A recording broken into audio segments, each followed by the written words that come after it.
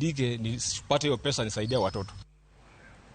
Josiasa mag duond bura mar UDA kaunti ma Homa Bay okone jopiny emanie gwenge mag Nyanza mondo rwak duond buche mamoko e piny Luo ma oketo mana teko gi duond bura achiel kaka yor jayo demokrasia.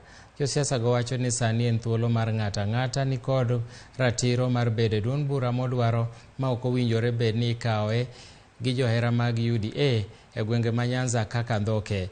Jakoma ochung'ne chenro mag pi e alwora ma Nam Lolwe Odoyo Widi kod jakom mar bod mochung'ne manyo chiro ne rech e pachoka Martin Ogindo okone oganda Luo mondo obed thuolo mar nyayo demokrasia ma ok ochun gi donjo e duond bura moramora.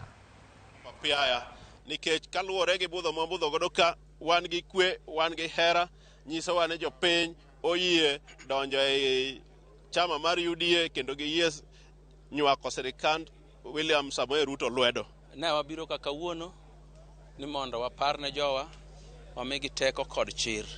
Ni e thuolo mane goye ji lero ne wach siasa mopogore e piny Luo, e thuolo mane ture bat ne wach siasa ma e piny Luo, e thuolo mane wang'e udi ne siasa marach ma e piny Luo noserumo. En thuolo ma koro wasedonjo e demokrasi ma ng'ato ka ng'ato biro yiero chama modwa wuothe. Ka wang'iyo ni chama no jatende maduong' mamalo en ng'a. En thuolo ma koro nyaka wabed jomolony. En thuolo ma nyaka koro wakwer jomoko ni kar wuotho e ndara ni gibuogo ji ni kikubi, kikutem, kikuchaki to gidhi gin bende gimany jogi, gichoki, gikoni o register. Nyakaramogi Hairo Masingoni ni kochopo